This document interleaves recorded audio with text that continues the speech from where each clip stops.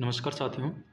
आज की इस वीडियो में हम बीएड सेकेंड सेमेस्टर के सेकेंड पेपर जो लैंग्वेज का होता है उसके 2025 में आए हुए प्रश्न को देखेंगे और जिनका हिंदी लैंग्वेज है, ठीक है, पेडागॉजी या हिंदी लैंग्वेज के 2025 में आए हुए प्रश्न और उत्तर को देखेंगे। तो वीडियो स्टार्ट करते हैं। पहला प्रश्न है, प्राथमिक स्तर पर कौन सी गतिविधि बच्चों को मौखिक अभिव्यक्ति के विकास के रूप में कम प्रभावी है? घटना का वर्णन करना, कहानी को शब्दशः दोहराना, कहानी को अपनी भाषा में कहना या चित्र दिखाकर कहानी लिखवाना।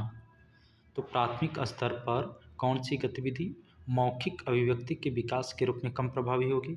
कहानी को शब्दशः कहना। ऑप्शन बी राइट होगा। ऑप्शन बी राइट होगा। अगला प्रश्न है, बच्चों में और के माध्यम से लेखन कौशल का विकास किया जा सकता है। तो बच्चों में किसके और किसके माध्यम से लेखन कौशल का विकास किया जा सकता है? ऑप्शन है रेखांकन एवं चित्रांकन या लिपि चिन्हों, अक्षर बनावट, रेखांकन और लिपि चिन्हों। तो बच्चों में रेखांकन और चित्रांकन के माध्यम से लेखन कौशल का विकास किया जा सकता है। ऑप्शन ए सही उत्तर होगा। अगला प्रश्न है, स्किनर ने भाषा सीखने की प्रक्रिया में किस पर सर्वाधिक बल दिया? अंतःक्रिया, भाषा अर्जन अक्षमता, अनुकरण या सृजनात्मकता। तो स्किनर ने भाषा सीखने की प्रक्रिया में अनुकरण पर सर्वाधिक बल दिया। ऑप्शन सी राइट होगा। स्किनर ने भाषा सीखने की प्रक्रिया में अनुकरण पर सर्वाधिक बल दिया। अगला प्रश्न है, प्राथमिक स्तर पर भाषाई क्षमताओं का विकास है और साहित्य है। तो प्राथमिक स्तर पर भाषाई क्षमताओं का विकास क्या है? साधन है। और साहित्य क्या है? साध्य है। ऑप्शन ए राइट होगा। प्राथमिक स्तर पर भाषाई क्षमताओं का विकास साधन है और साहित्य साध्य है। 5वां नंबर प्रश्न है, प्राथमिक स्तर पर कौन सा भाषा शिक्षण का उद्देश्य नहीं है? यहाँ पे भाषा शिक्षण का उद्देश्य पूछा है। अपने द्वारा कही गई बात की तार्किक पुष्टि करना, भाषा का सृजनशील एवं कल्पनाशील प्रयोग करना, रचनाओं के माध्यम से विभिन्न विषयों में जोड़ना या भाषा संबंधी व्याकरण को पूर्णतः कंठस्थ करना। तो ये नहीं होगा, कंठस्थ नहीं करना, यही आपका राइट आंसर हो जाएगा। अपने द्वारा कही बात का तार्किक पुष्टि करना सही बात है। भाषा का सृजनशील एवं कल्पनाशील प्रयोग सही है। रचनाओं के माध्यम से विभिन्न विषयों में जुड़ना सही है। भाषा संबंधी व्याकरण को पूर्णतः कंठस्थ करना ये गलत, यही राइट आंसर होगा। अगला प्रश्न है, कक्षा में भाषा की के प्रति बनकर उसका उपयोग भाषा शिक्षण में करना चाहिए। विविधता या विद्वान, विविधता, संवेदनशीलता और कठोर, एकरूपता या संवेदनशील। तो कक्षा में भाषा की विविधता और विविधता के प्रति संवेदनशील बनकर उसका उपयोग भाषा शिक्षण में करना चाहिए। तो राइट आंसर इसका क्या होगा? विविधता, संवेदनशील। कक्षा में भाषा की विविधता के प्रति संवेदनशील बनकर उसका उपयोग भाषा शिक्षण में करना चाहिए। ऑप्शन बी राइट होगा।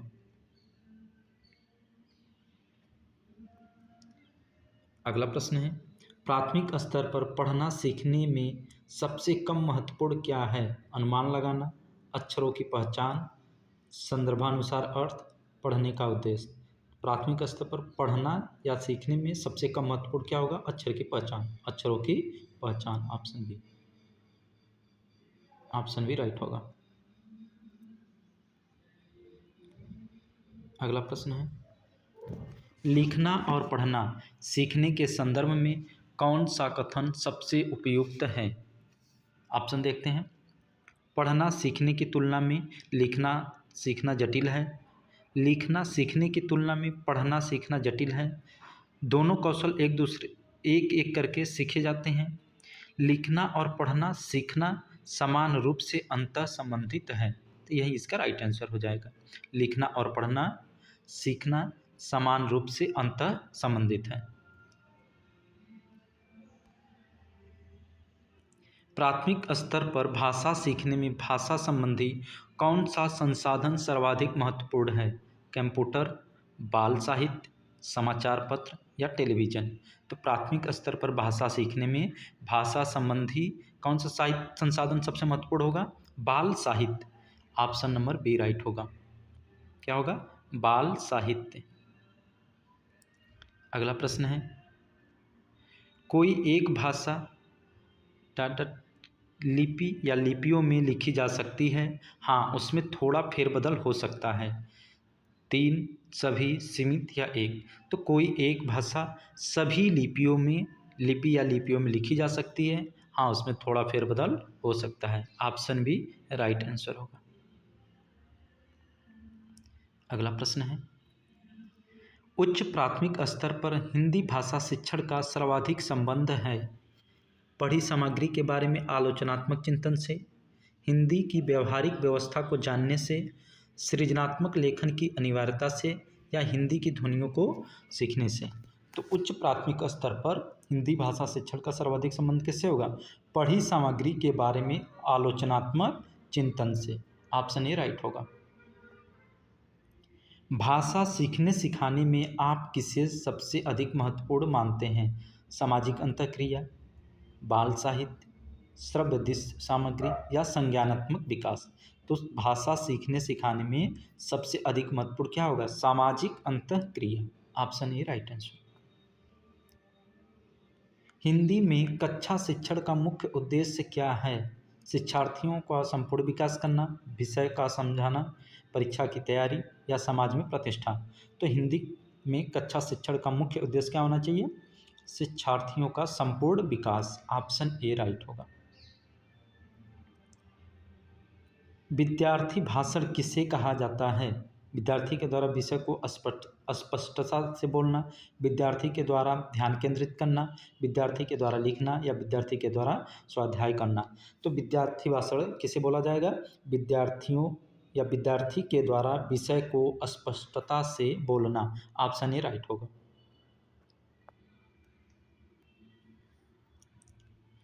कक्षा शिक्षण में सामूहिक शिक्षण का उद्देश्य क्या है? शिक्षार्थियों को अकेले काम करना सीखना? नहीं, सामूहिक शिक्षण में अकेले तो नहीं होगा। समूह में सहयोग और समर्थन को बढ़ावा देना, विषय की अधिक जानकारी देना, शिक्षार्थियों की परीक्षा की तैयारी? नहीं। तो कक्षा शिक्षण में सामूहिक शिक्षण का उद्देश्य क्या होगा? समूह में सहयोग और समर्थन को बढ़ावा देना। ऑप्शन बी राइट होगा। भाषा शिक्षण के लिए सबसे अधिक महत्वपूर्ण है पुस्तकों का उपयोग, संवाद, प्रश्नोत्तरी या लेखन? तो भाषा शिक्षण के लिए सबसे अधिक महत्वपूर्ण क्या होगा? संवाद। ऑप्शन बी राइट होगा। भाषा शिक्षण के लिए संवाद सबसे अधिक महत्वपूर्ण है। भाषा शिक्षण में सामान्य उद्देश्य क्या होता है? भाषा का अच्छा परिचय, ग्रामर की का समझ, लेखन कौशल का विकास, भाषा संरचना का अध्ययन? तो भाषा शिक्षण में सामान्य उद्देश्य क्या होगा? लेखन कौशल का विकास। लेखन कौशल का विकास। Option C right. प्राथमिक स्तर पर हिंदी भाषा शिक्षण का मुख्य उद्देश्य क्या है? व्याकरण का सुधार करना, सही उच्चारण सिखाना, भाषा के समर्थन में सक्षमता विकसित करना, कथाओं और कविताओं का महत्व बताना? तो प्राथमिक स्तर पर हिंदी भाषा शिक्षण का मुख्य उद्देश्य क्या होगा? भाषा के समर्थन में सक्षमता विकसित करना। ऑप्शन सी राइट होगा। अगला प्रश्न है, माध्यमिक स्तर पर हिंदी भाषा शिक्षण का उद्देश्य क्या है? भाषा के साहित्य महत्व को समझाना, भाषा के विभिन्न रूपों को समझाना, लेखन कौशल को विकसित करना या सभी विद्यार्थियों को हिंदी में अभियांत्रिकी के लिए प्रशिक्षित करना? तो माध्यमिक स्तर पर हिंदी भाषा शिक्षण का उद्देश्य क्या होगा? भाषा के विभिन्न रूपों को समझाना। ऑप्शन बी राइट होगा। हिंदी भाषा की प्राथमिक शिक्षा के दौरान किस बात का ध्यान रखना चाहिए? समृद्ध शब्दावली का विकास? नहीं। वाक्य निर्माण का सही तरीका? सही वर्तनी का लाभ? उपयुक्त सभी? तो यहाँ पे उपयुक्त सभी हो जाएगा। हिंदी भाषा की प्राथमिक शिक्षा के दौरान इन सभी बातों पर ध्यान रखना चाहिए। क्या? समृद्ध शब्दावली का विकास, वाक्य निर्माण का सही तरीका और सही वर्तनी का लाभ। उपयुक्त सभी हो जाएगा। Option D right. माध्यमिक स्तर पर हिंदी भाषा के शिक्षण कार्य में क्या महत्वपूर्ण है? साहित्यिक रचनात्मकता को बढ़ावा देना, संवादात्मक कौशल को विकसित करना, विद्यार्थियों की भाषा संवेदनशीलता को बढ़ाना, या उपयुक्त सभी। तो यहाँ पे सभी हो जाएगा। उपयुक्त सभी। माध्यमिक स्तर पर हिंदी भाषा शिक्षण कार्य में क्या महत्वपूर्ण है? साहित्यिक रचनात्मकता को बढ़ाना, संवादात्मक कौशल को विकसित करना, विद्यार्थियों की भाषा संवेदनशीलता को बढ़ाना। उपयुक्त सभी। स्टेटमेंट आ गया है। जो दीपक अपनी लौ को प्रज्वलित नहीं कर सकता वह दूसरे दीपक को प्रकाशित कैसे कर सकता है? यह कथन किसका है? तो यह रविन्द्रनाथ टैगोर का है। क्या है? जो दीपक अपनी लौ को प्रज्वलित नहीं कर सकता वह दूसरे दीपक को प्रकाशित कैसे कर सकता है? रविन्द्रनाथ टैगोर ने कहा था। ऑप्शन ए राइट होगा। अगला प्रश्न है, निम्नलिखित में से कौन सा गुण हिंदी शिक्षक के परिप्रेक्ष्य में सही नहीं है? विषय का पूर्ण ज्ञान, धैर्य, कोमल स्वर, व्यवसाय में दक्ष। तो व्यवसाय में दक्ष इसका कोई परिप्रेक्ष्य नहीं है। कौन सा गुण है? ये नहीं होना चाहिए। विषय का पूर्ण ज्ञान होना चाहिए, धैर्य होना चाहिए, कोमल स्वर होना चाहिए। ठीक, तो व्यवसाय में दक्ष यही इसका राइट आंसर हो जाएगा। किस प्रकार की संवेदनशीलता और सहयोग एक अच्छे हिंदी शिक्षक की पहचान होती है? विरोधाभास? नहीं। सहानुभूति? चुप्पी? नहीं। आत्मसमर्थन? तो इसमें सहानुभूति सबसे बेस्ट आंसर होगा। सहानुभूति राइट आंसर हो जाएगा। अगला प्रश्न है, उत्कृष्ट हिंदी शिक्षक की प्रमुख विशेषता क्या होती है? ज्ञानदायी, सख्त, समझदार या प्रेरणादायी? तो प्रेरणादायी होगा। ऑप्शन डी राइट होगा। उत्कृष्ट हिंदी शिक्षक की प्रमुख विशेषता क्या होगी? प्रेरणादायी। Option D.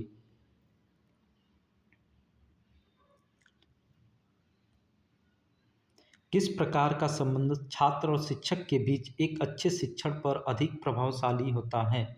सामंजस्य, संघर्ष, संवाद या संवादात्मक? तो किस प्रकार का संबंध छात्र और शिक्षक के बीच एक अच्छे शिक्षण पर प्रभावशाली होता है? संवादात्मक। सॉरी, ऑप्शन डी होगा राइट। संवादात्मक। एक अच्छे हिंदी शिक्षक की पहचान किस गुण से होती है? संवेदनशीलता, स्नेहपूर्ण व्यवहार, शैक्षिक योग्यता, उपर्युक्त सभी। तो उपर्युक्त सभी हो जाएगी। संवेदनशीलता होनी चाहिए, स्नेहपूर्ण व्यवहार होना चाहिए शिक्षक के अंदर, शैक्षिक योग्यता होनी चाहिए, इसलिए सभी सही होंगे। उपर्युक्त सभी। एक पाठ को प्रभावी बनाने के लिए कौन सी शिक्षण युक्ति उपयोगी होती है? प्रश्नोत्तरी, रोचक कहानियाँ, स्पष्ट विवरण, उपयुक्त सभी। तो यहाँ पे हो जाएगा उपयुक्त सभी। एक पाठ को प्रभावी बनाने के लिए प्रश्नोत्तरी, रोचक कहानियाँ, स्पष्ट विवरण, इन सभी शिक्षण युक्ति उपयोगी होती हैं। शिक्षक किस योजना को अपनाकर विद्यार्थियों को समझाने में मदद कर सकते हैं? पाठ्य योजना, पाठ्यक्रम योजना, समय सारणी या उपयोगी शिक्षा? तो किसका? पाठ्य योजना का उपयोग करके। ऑप्शन ए राइट होगा। शिक्षक किस योजना को अपनाकर विद्यार्थियों को समझाने में मदद कर सकते हैं? पाठ्य योजना को। अगला प्रश्न है, हिंदी शिक्षण के लिए सबसे महत्वपूर्ण तत्व कौन सा है? व्याकरण, पाठ्यक्रम, उपयुक्त पुस्तकें, स्पष्ट उद्देश्य। तो हिंदी शिक्षण के लिए स्पष्ट उद्देश्य सबसे महत्वपूर्ण तत्व होगा। स्पष्ट उद्देश्य।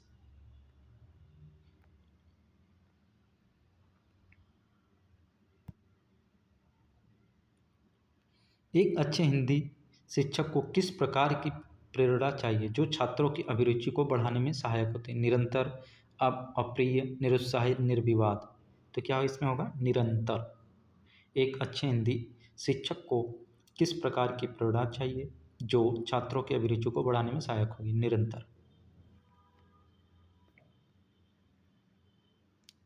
अगला प्रश्न है, हिंदी शिक्षण में उच्चतम स्तर क्या है? स्वाध्याय, समालोचना, संवाद, उपर्युक्त सभी।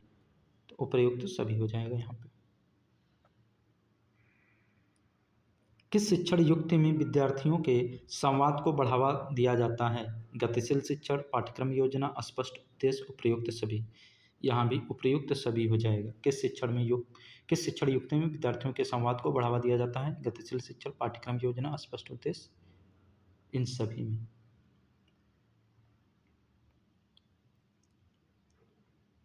34 नंबर प्रश्न है, किस उपकरण का प्रयोग शिक्षक को रोचक और समझने योग्य बनाने के लिए किया जाता है?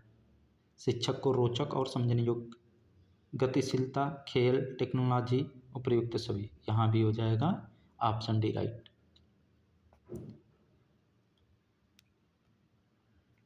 किस योजना का प्रयोग पाठ के विकास में किया जाता है? पाठ्य योजना, विद्यालय का समय सारणी, पाठ्यक्रम योजना। यहाँ भी हो जाएगा उपर्युक्त सभी। किस योजना का प्रयोग पाठ के विकास में किया जाता है? इन सभी का प्रयोग किया जाता है, इसलिए ऑप्शन डी राइट हो जाएगा।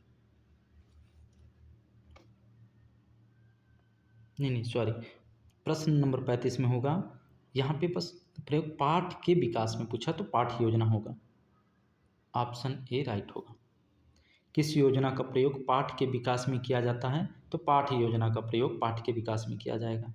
केवल पाठ की बात की गई है, तो इसलिए ऑप्शन ही राइट होगा। चलिए, क्वेश्चन नंबर 36 है, शिक्षा की किस विधि में प्रयोग करने के लिए शिक्षकों को उदाहरण देने की आवश्यकता होती है? नकली अभ्यास, प्राथमिक स्तर पर शिक्षण, नवाचारी शिक्षण, या उपर्युक्त सभी। यहाँ पे हो जाएगा उपर्युक्त सभी, ऑप्शन डी। एक सफल हिंदी शिक्षक किस गुण को ध्यान में रखता है? पाठ्यक्रम को ध्यान में रखता है, समालोचना को, विद्यार्थियों की समझ को, उपर्युक्त सभी, सबको रखेगा, ऑप्शन डी। बढ़ते हैं अगले प्रश्न पर। शिक्षक किस उपकरण का प्रयोग करते हैं ताकि वे विद्यार्थियों को समझा सकें? टेक्नोलॉजी, पुस्तकें, छायाचित्र, या उपर्युक्त सभी। उपर्युक्त सभी का प्रयोग करते हैं। गद्य शिक्षण का मुख्य उद्देश्य क्या है? भाषा कौशल विकसित करना, लेखन कौशल में सुधार करना, चित्रण कौशल को बढ़ावा देना, या गद्य के लेखकों की प्रशंसा करना। तो गद्य शिक्षण का मुख्य उद्देश्य होता है भाषा कौशल विकसित करना, ऑप्शन ए राइट होगा। गद्य शिक्षण का मुख्य उद्देश्य भाषा कौशल विकसित करना है। प्राथमिक स्तर पर गद्य शिक्षण की कौन सी विधि प्रयुक्त करते हैं? अर्थबोध शिक्षण विधि, व्याख्या शिक्षण विधि, प्रश्नोत्तर शिक्षण विधि, या उपर्युक्त सभी। तो यहाँ पर हो जाएगा उपर्युक्त सभी। कविता मूल में जीवन की आलोचना है, यह किसका कथन है? कविता मूल में जीवन की आलोचना है, यह प्रोफेसर रमन बिहारी का कथन है, ऑप्शन डी। कविता मूल में जीवन की आलोचना है, प्रोफेसर रमन बिहारी का, ऑप्शन डी राइट होगा। गद्य शिक्षण में विद्यार्थियों के कौशल कैसे विकसित किए जा सकते हैं? कैसे किए जाते हैं? पठन और समझ, लेखन और बोलचाल, समालोचना और विमर्श, उपर्युक्त सभी। तो यहाँ पे हो जाएगा गद्य शिक्षण में उपर्युक्त सभी। पठन और समझ, लेखन और बोलचाल, समालोचना और विमर्श, उपर्युक्त सभी। अगला प्रश्न है, गद्य शिक्षण में सामग्री का चयन क्यों महत्वपूर्ण है? प्रेरणादायकता के लिए, समझ और रुचि के लिए, सारांश के लिए, या उपर्युक्त सभी के लिए महत्वपूर्ण है। गद्य शिक्षण में उपयुक्त पाठ में किस तरह की गद्य शामिल की जाती हैं? साधारण और सार्थक, विशिष्ट और सम्मानित, रोचक और रोमांचक, उपर्युक्त सभी। यहाँ पे हो जाएगा प्रयुक्त और उपर्युक्त सभी। संगीत में विचार को ही पद्य कहते हैं, यह किसका कथन है? यह कार्लाइल का कथन है। संगीत में विचार को ही पद्य कहते हैं, यह कार्लाइल का कथन है, ऑप्शन डी। पद्य शिक्षण का मुख्य उद्देश्य क्या है? कविता के सुंदर शब्दों को समझना, कविता के रस और भाव को महसूस करना, कविता की भाषा के तकनीक पक्षों को समझना, कविता के चित्रों को बनाना। तो यहाँ पे हो जाएगा पद्य शिक्षण का मुख्य उद्देश्य कविता के रस और भाव को महसूस करना। ऑप्शन बी राइट होगा। पद्य शिक्षण में शिक्षक किस तकनीक का प्रयोग करते हैं ताकि विद्यार्थियों का ध्यान रखा जा सके? कविता के गायन, कविता के उच्चारण, कविता के सारांश या कविता की छवियों का प्रदर्शन। तो पद्य शिक्षण में शिक्षक कविता की गायन तकनीक का प्रयोग करते हैं ताकि विद्यार्थियों का ध्यान रखा जा सके। ऑप्शन ए राइट होगा। अगला प्रश्न है, पद्य शिक्षण में किस विषय का ध्यान रखा जाता है? विषयवाचक, भावार्थ, शब्दार्थ या उपयुक्त सभी। तो पद्य शिक्षण में इन सभी का ध्यान रखा जाता है, इसलिए ऑप्शन डी राइट होगा। अगला प्रश्न है, व्याकरण की शिक्षा का उद्देश्य बालक की भाषा को वैज्ञानिक रूप में देखने में प्रवीण बनना होना चाहिए, यह किसने कहा? व्याकरण की शिक्षा का उद्देश्य बालक की भाषा को वैज्ञानिक रूप में से देखने में प्रवीण बनना होना चाहिए, यह किसने कहा है? यह एस के अग्रवाल ने कहा है। किसने? एस के अग्रवाल ने। इसका हो जाएगा ऑप्शन डी। एनसीईआरटी के अनुसार प्रभावी पाठ योजना का एक महत्वपूर्ण तत्व क्या है? विस्तृत नोट, लचीलापन, कठोर अनुशासन, उच्च स्तरीय शब्दावली। तो यहाँ पे क्या होगा? एनसीईआरटी मॉडल में शिक्षण विधियों का चयन, शिक्षण उद्देश्य। एनसीईआरटी के अनुसार प्रभावी पाठ योजना का महत्वपूर्ण लचीलापन होगा। विस्तृत नोट्स की बात नहीं की जाएगी, कठोर अनुशासन निगेटिव हो जाएगा, उच्च स्तरीय शब्दावली नहीं। तो यहाँ पे होगा लचीलापन, फ्लेक्सिबिलिटी। ऑप्शन बी राइट होगा। आरसीईएम मॉडल में शिक्षण विधियों का चयन किस पर आधारित होता है? अध्यापक की योग्यता, छात्रों की संख्या, शिक्षण उद्देश्य और सामग्री, विद्यालय के नियम। यहाँ पे हो गया आरसीईएम मॉडल में शिक्षण विधियों का चयन शिक्षण उद्देश्य और सामग्री के आधार पर होता है। ऑप्शन सी राइट होगा। अगला प्रश्न है, आरसीईएम मॉडल में शिक्षण सामग्री का चयन कैसे किया जाता है? पाठ के उद्देश्य और छात्रों की आवश्यकताओं के आधार पर, सही बात है। पाठ्यक्रम की सामग्री के आधार पर, अध्यापक की योग्यता के आधार पर, विद्यालय के नियमों के आधार पर नहीं। तो आरसीईएम मॉडल में शिक्षण सामग्री का चयन कैसे किया जाएगा? पाठ के उद्देश्यों और छात्रों की आवश्यकताओं के आधार पर। Option A right. RCEM model के अनुसार उद्देश्य निर्धारण का उद्देश्य क्या है? शिक्षण सामग्री का चयन, शिक्षण गतिविधियों की योजना बनाना, छात्रों को सीखने की दिशा निर्धारित करना या मूल्यांकन तकनीक का चयन। तो यहाँ पर हो जाएगा सही ऑप्शन, छात्रों के सीखने की दिशा निर्धारित करना। आरसीईएम मॉडल में के अनुसार उद्देश्य निर्धारण का उद्देश्य क्या है? छात्रों की सीखने की दिशा निर्धारित करना। ऑप्शन सी राइट होगा।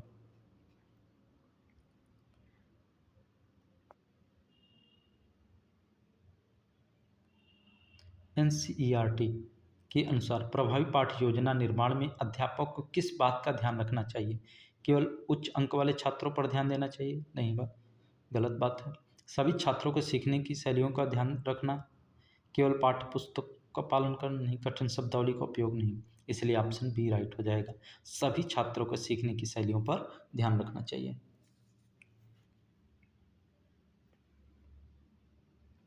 अगला प्रश्न है, आरसीईएम मॉडल में पाठ योजना का पहला चरण क्या है?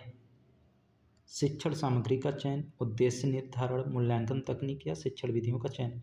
तो आरसीईएम मॉडल में पाठ योजना का पहला चरण क्या हो जाएगा? उद्देश्य निर्धारण। ऑप्शन बी राइट होगा। अगला प्रश्न है, ब्लूम की टेक्सोनॉमी में समझना स्तर पर क्या किया जाता है? जानकारी का पुनरुत्पादन, जानकारी की व्याख्या और उदाहरण देना, जानकारी का प्रयोग या जानकारी की समीक्षा और मूल्यांकन। तो ब्लूम की टैक्सोनॉमी में समझना स्तर पर जानकारी की व्याख्या और उदाहरण देना प्रयोग किया जाता है। अगला प्रश्न है, एनसीईआरटी के अनुसार प्रभावी पाठ योजना का मुख्य उद्देश्य क्या है?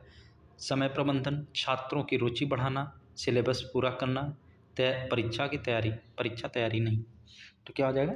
छात्रों की रुचि बढ़ाना। ऑप्शन बी राइट होगा। सतत और व्यापक मूल्यांकन सीसीई में शैक्षणिक गतिविधियों का महत्व क्यों है? केवल शैक्षणिक विकास के लिए, केवल शारीरिक विकास के लिए, छात्रों के समग्र व्यक्तित्व विकास में सहायक होती है, केवल परीक्षा में उत्तीर्ण होने के लिए। तो क्या हो जाएगा सही? ऑप्शन सी, छात्रों के समग्र व्यक्तित्व विकास में सहायक होती है। जहाँ पे भी केवल रहेगा वो नेगेटिव हो जाता है, इसलिए ऑप्शन सी राइट होगा। यहाँ पे छात्रों के समग्र विकास व्यक्तित्व में सहायक होती है। ऑप्शन सी राइट होगा।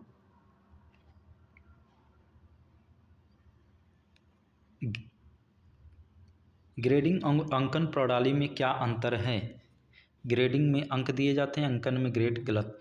ग्रेडिंग प्रणाली में ग्रेड मिलते हैं, अंकन प्रणाली में अंक। ऑप्शन बी राइट आंसर होगा। अगला प्रश्न है, सीबीसीएस में क्रेडिट का क्या तात्पर्य क्या है? किसी कोर्स की पढ़ाई के लिए आवश्यक समय, कोर्स की लागत, शिक्षक की योग्यता, कक्षा में छात्रों की संख्या। नहीं, तो सीबीसीएस में क्रेडिट का तात्पर्य है किसी कोर्स की पढ़ाई के लिए आवश्यक समय। ऑप्शन ए राइट हो जाएगा। सीबीसीएस का मुख्य उद्देश्य क्या है? छात्रों को पाठ्यक्रम चुनने की स्वतंत्रता देना, शिक्षकों की संख्या बढ़ाना, केवल विज्ञान के छात्रों के लिए लागू करना, या छात्रों के परीक्षा परिणाम को बढ़ाना। तो सीबीसीएस का मुख्य उद्देश्य क्या होगा? छात्रों को पाठ्यक्रम चुनने की स्वतंत्रता देना, क्योंकि सीबीसीएस का फुल फॉर्म ही होता है चॉइस बेस्ड क्रेडिट सिस्टम। अगला प्रश्न है, हिंदी शिक्षण में आईसीटी सूचना एवं संचार तकनीक का क्या महत्व है? शिक्षकों की संख्या घटाता है, शिक्षक को प्रभावी, सुलभ और रोचक बनाता है। यही राइट होगा। केवल उच्च कक्षाओं के लिए उपयुक्त नहीं, छात्राओं को अधिक होमवर्क देता नहीं। तो आईसीटी का महत्व क्या होता है हिंदी शिक्षण में? शिक्षण को प्रभावी, सुलभ और रोचक बनाना। ऑप्शन बी राइट होगा। सीसीई में मूल्यांकन के कौन कौन से घटक शामिल हैं? शैक्षणिक और शारीरिक, शैक्षणिक और सह-शैक्षणिक, शैक्षणिक और मानसिक, शारीरिक और मानसिक। तो सीसीई मूल्यांकन में कौन से घटक शामिल होंगे? शैक्षणिक और सह-शैक्षणिक। Option B. उपचारात्मक शिक्षण के लिए कौन सी तकनीकें उपयोगी हैं? पाठ्यक्रम को छोटा करना, छात्रों को अतिरिक्त होमवर्क देना, व्यक्तिगत ध्यान, पुनः परीक्षा और अतिरिक्त अभ्यासकार। यही सही होगा। उपचारात्मक शिक्षण में क्या होगा? व्यक्तिगत ध्यान, पुनः शिक्षा और अतिरिक्त अभ्यासकार। Option C right answer. Question संख्या 65 है, उपचारात्मक शिक्षण का मुख्य उद्देश्य क्या होता है? छात्रों को अधिक होमवर्क देना? नहीं। छात्रों की शैक्षणिक कमजोरियों को पहचान कर उन्हें दूर करना। यही राइट हो जाएगा। छात्रों को परीक्षा में उत्तीर्ण कराना, केवल उच्च छात्रों की मदद करना। नहीं, तो उपचारात्मक शिक्षण में मुख्य उद्देश्य क्या होना? छात्रों की शैक्षणिक कमजोरियों को पहचान कर उन्हें दूर करना। ई लर्निंग हिंदी शिक्षण में किस प्रकार सहायक है? शिक्षकों की आवश्यकता को कम करता है, शिक्षक को रोचक और प्रभावशाली बनाता है, केवल उच्च कक्षाओं के लिए उपयुक्त है, परीक्षा का समय घटाता है। तो ई लर्निंग क्या करेगा? शिक्षण को रोचक और प्रभावी बनाता है। ऑप्शन बी राइट हो जाएगा।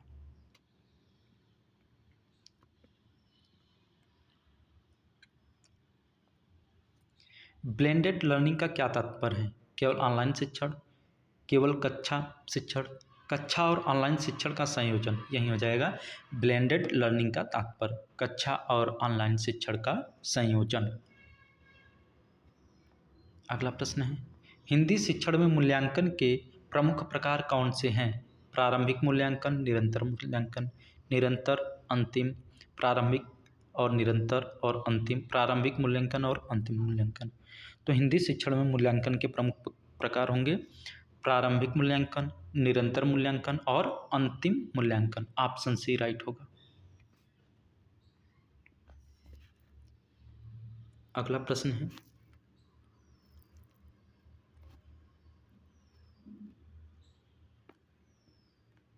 कहाँ तक होगा अभी? चलिए पढ़ते हैं 69 पे।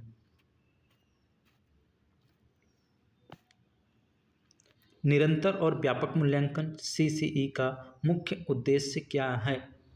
केवल शैक्षणिक प्रगति का मूल्यांकन, छात्रों के समग्र विकास को सुनिश्चित करना, यही होगा राइट। केवल परीक्षा परिणाम का मूल्यांकन, केवल शारीरिक विकास का मूल्यांकन। तो निरंतर और व्यापक मूल्यांकन का मुख्य उद्देश्य क्या होगा? छात्रों के समग्र विकास को सुनिश्चित करना। ऑप्शन बी राइट होगा। ग्रेडिंग प्रणाली में कितनी ग्रेड श्रेणियां होती हैं? 3, 4, 5, 6। तो ग्रेडिंग प्रणाली में 5 श्रेणियां होती हैं। ऑप्शन सी राइट होगा। हर्बट की 5 चरण विधि का पहला चरण क्या है? पहला चरण होगा तैयारी। Option D. हर्बट के शिक्षा मॉडल का अंतिम चरण क्या है? तो हर्बट के शिक्षा मॉडल का अंतिम चरण अनुप्रयोग। Option A right.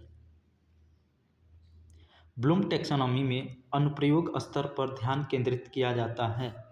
तो ब्लूम टैक्सोनॉमी में अनुप्रयोग स्तर पर क्या ध्यान केंद्रित किया जाएगा? नई जानकारी जोड़ने पर नहीं, सीखी गई जानकारी को नए संदर्भ में प्रयोग करने पर। ऑप्शन बी राइट होगा।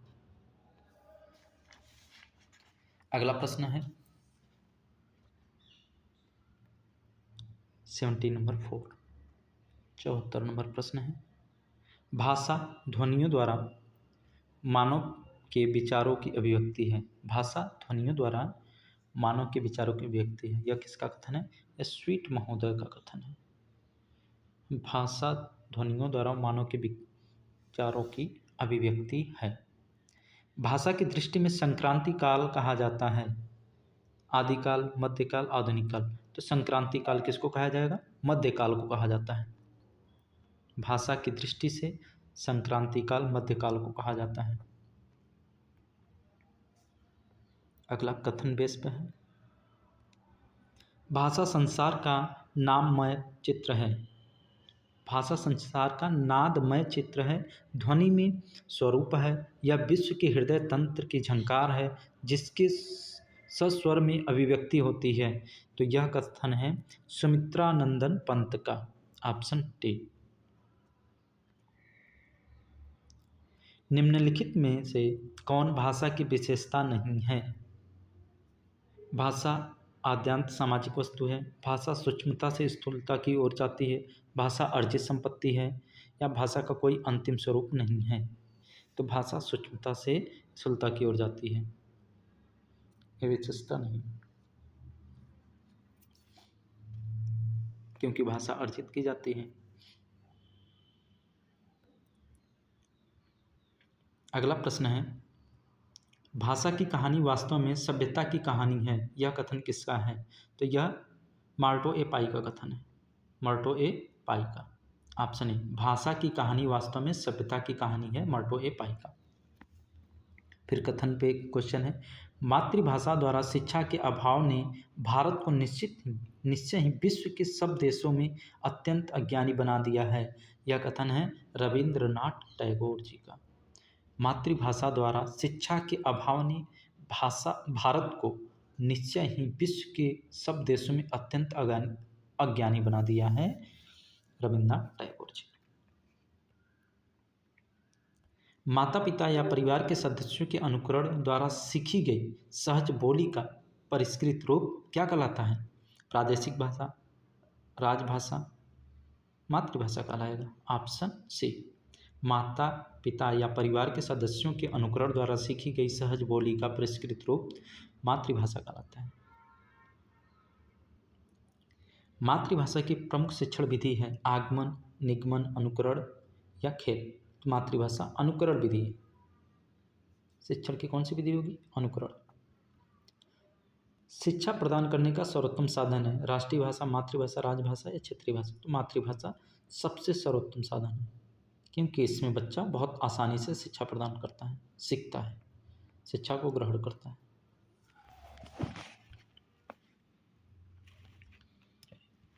अगला प्रश्न है, मातृभाषा मनुष्य के हृदय की धड़कन की भाषा है, यह किसका कथन है? कालराज, रविन्द्रनाथ ठाकुर, ब्रेल्सफोर्ड या रायबर्न? तो यह है ब्रेल्सफोर्ड का। मातृभाषा मनुष्य के हृदय की धड़कन की भाषा है, ब्रेल्सफोर्ड ने कहा था। मातृभाषा का स्थान अत्यंत महत्वपूर्ण है, क्योंकि इसका ज्ञान स्वाभाविक रूप से हो जाता है। मातृभाषा शिक्षा प्रदान करने के सर्वोत्तम साधन है। यह छात्रों को आदर्श नागरिकता के गुणों का विकास करती है या उपयुक्त सभी। तो यहाँ पे हो जाएगा उपयुक्त सभी। भारतीय संविधान की 8वीं अनुसूची संबंधित है राज्य सूची, केंद्रीय, समवर्ती या भाषाओं से? तो यह होगा भाषाओं से संबंधित। भारतीय संविधान की 8वीं अनुसूची भाषाओं से संबंधित है। मातृभाषा शिक्षा महत्वपूर्ण है, क्योंकि मातृभाषा शिक्षण पर हमारे विद्यार्थियों का बौद्धिक विकास निर्भर है। यह कथन किसका है? यह रायबर्न का कथन है, ऑप्शन बी। मातृभाषा की शिक्षा महत्वपूर्ण है, क्योंकि मातृभाषा शिक्षण पर हमारे विद्यार्थियों का बौद्धिक विकास निर्भर है। यह रायबर्न का कथन है। अगला प्रश्न है, प्रादेशिक भाषा शब्द का प्रयोग भाषा के संविधान में भाग 17 के किस अनुच्छेद में किया गया है? 345, 346, 347? उपयुक्त सभी। यहाँ पे उपयुक्त सभी हो जाएगा। इस प्रश्न को आप एक बार रीचेक कर लीजिएगा, वैसे यहाँ पे उपयुक्त सभी होगा।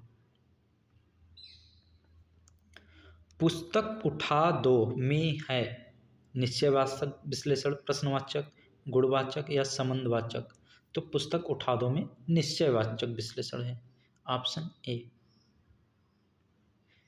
मातृभाषा का सिद्धांत है क्रियाशीलता, अभ्यास, अनुकरण, प्रयुक्त सभी। सभी हो जाएगा, प्रयुक्त सभी। अनुकरण के द्वारा सीखते हैं, अभ्यास करते हैं, बार बार क्रियाशील रहते हैं मातृभाषा में, इसलिए ऑप्शन डी राइट होगा। पाठ को रोचकर बनाने के लिए हिंदी अध्यापक को किस बात का ध्यान रखना चाहिए? श्रवण, दृश्य, उपयोग, उपकरण का उपयोग, चित्र, उदाहरण आदि के द्वारा, खेल व क्रिया के द्वारा या उपयुक्त सभी? तो सभी के द्वारा होगा। पाठ को रुचिकर बनाने के लिए श्रव्य दृश्य का उपकरण का उपयोग, चित्र द्वारा, उदाहरण आदि के द्वारा, खेल व क्रिया के द्वारा, इसलिए सभी हो जाएगा राइट।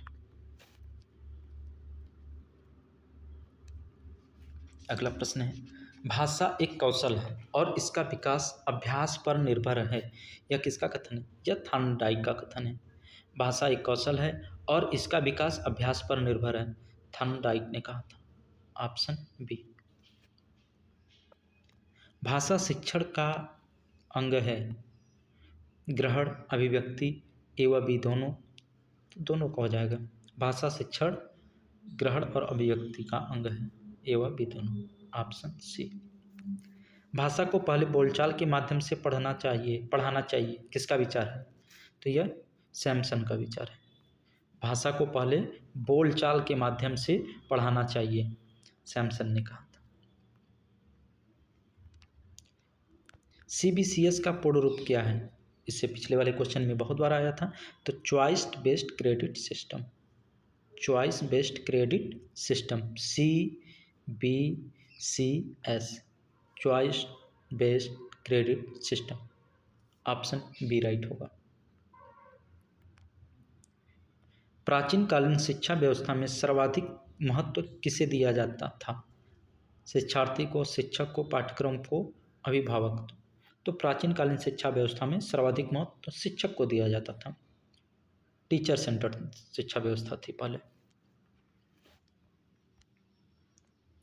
मातृभाषा शिक्षण की विधि है अनुकरण, व्याकरण, अभ्यास, प्रयुक्त सभी, सबका है मातृभाषा।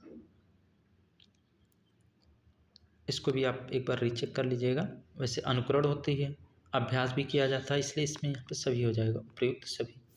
व्याकरण शिक्षण की उपयुक्त विधि है आगमन, निगमन, आगमन व निगमन। तो व्याकरण शिक्षण आगमन विधि, ऑप्शन ए राइट होगा। खेल विधि को निश्चित रूप से किसने प्रदान किया है? प्लूटो को, फ्रोबेल, मॉन्टेसरी। तो खेल विधि को फ्रोबेल ने, खेल विधि को निश्चित रूप से फ्रोबेल ने प्रदान किया है। ऑप्शन सी राइट होगा। निम्नलिखित में से कौन सा भाषा शिक्षण का सिद्धांत नहीं है? स्वाभाविकता का सिद्धांत, कृत्रिमता का सिद्धांत, क्रियाशीलता का सिद्धांत, प्रयत्न का सिद्धांत। तो यहाँ पे स्वाभाविकता का सिद्धांत होगा। Option A right. निम्नलिखित कौन सा शिक्षण सूत्र में ही आएगा?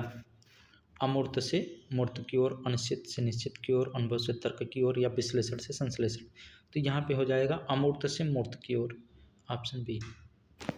तो इस तरह का हमने 2025 में आए हुए टोटल 100 प्रश्नों को देखा। ठीक है, 100 प्रश्न रहेंगे, 100 प्रश्न में से केवल 75 करने रहते हैं। इसलिए पहले जो प्रश्न आए उसको आप करिएगा, फिर जो ना आए उसमें से करिएगा। ठीक है, टोटल 100 क्वेश्चन देख कर ही करिएगा। एग्जाम में लास्ट क्वेश्चन तक पढ़िए, जो आए इस पर टिक लगा दीजिए, फिर उन प्रश्नों को भर लीजिए OMR में। उसके बाद अब देखिए कितने प्रश्न छूटे हैं, जितने छूटे हैं फिर जो नहीं आ रहा है उसमें से करिएगा। ठीक है, टोटल 75 ही करने रहते हैं। चलिए, आप लोग अच्छे से एग्ज़ाम दीजिए। सभी लोगों को all the best. Thank you video देखने के लिए, धन्यवाद।